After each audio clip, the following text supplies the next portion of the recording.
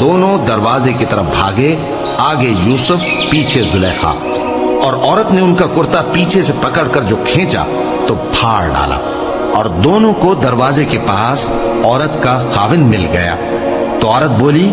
کہ جو شخص تمہاری بیوی کے ساتھ برا ارادہ کرے، اس کی اس کے سوا کیا سزا ہے کہ یا تو قید کیا جائے یا اسے دکھ کا عذاب دیا جائے۔ یوسف نے کہا،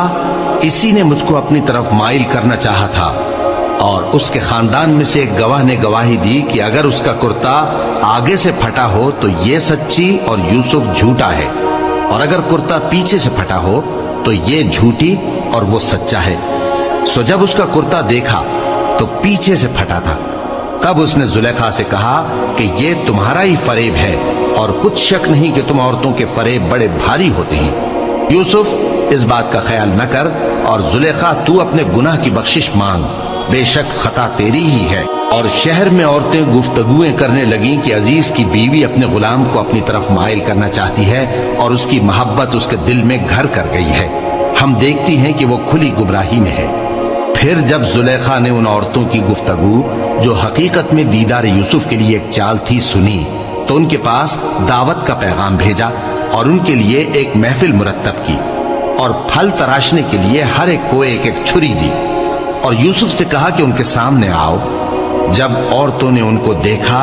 تو ان کا روب حسن ان پر ایسا چھا گیا کہ پھل تراشتے تراشتے اپنے ہاتھ کاٹ لیے، اور بے ساختہ بول اٹھی کہ اللہ پاک ہے، یہ آدمی نہیں، یہ تو کوئی بزرگ فرشتہ ہے۔ زلیخا نے کہا، تو یہ وہی ہے جس کے بارے میں تم مجھے تانے دیتی تھی، اور بے شک میں نے اس کو اپنی طرف مائل کرنا چاہا،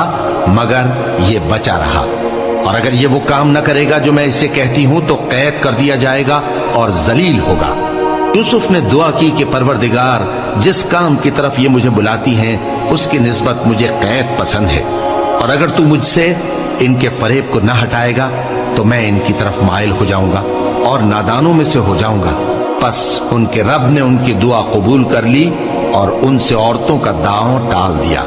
بے شک وہی تو سننے والا ہے، جاننے والا ہے۔ پھر باوجود اس کے کہ وہ لوگ ان کی بے گناہی کے نشان دیکھ چکے تھے، ان کی رائے یہی ٹھہری کہ کچھ عرصے کے لیے ان کو قید ہی کر دیں، اور ان کے ساتھ دو اور جوان بھی داخل زندہ ہوئے۔ ایک نے ان میں سے کہا کہ میں نے خواب دیکھا ہے، دیکھتا کیا ہوں کہ شراب کے لیے انگور نچوڑ رہا ہوں۔ دوسرے نے کہا کہ میں نے بھی خواب دیکھا ہے، میں یہ دیکھتا ہوں کہ اپنے سر پر روٹیاں اٹھائے ہوئے ہوں اور پرندے ان میں سے کھا رہے ہیں،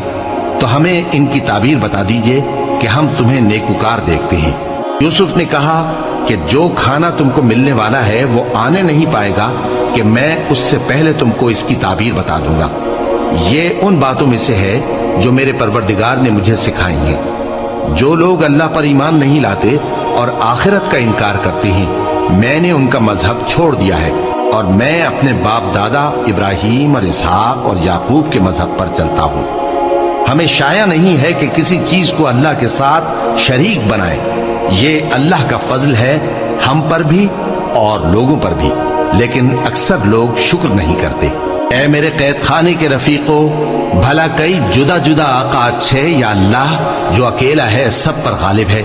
جن چیزوں کی تم اللہ کے سوا پرستش کرتے ہو وہ صرف نام ہی نام ہے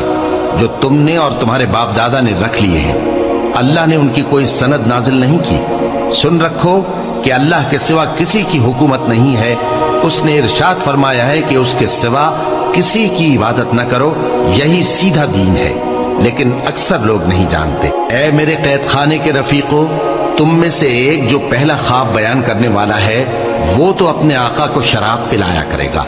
اور جو دوسرا ہے وہ سولی دیا جائے گا، اور پرندے اس کا سر نوچ کھائیں گے۔ جو بات تم مجھ سے پوچھتے تھے وہ فیصل ہو چکی ہے،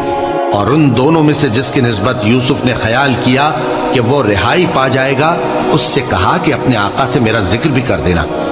پھر شیطان نے اسے ان کا اپنے آقا سے ذکر کرنا بھلا دیا، اور یوسف کئی برس قید خانے ہی میں رہے۔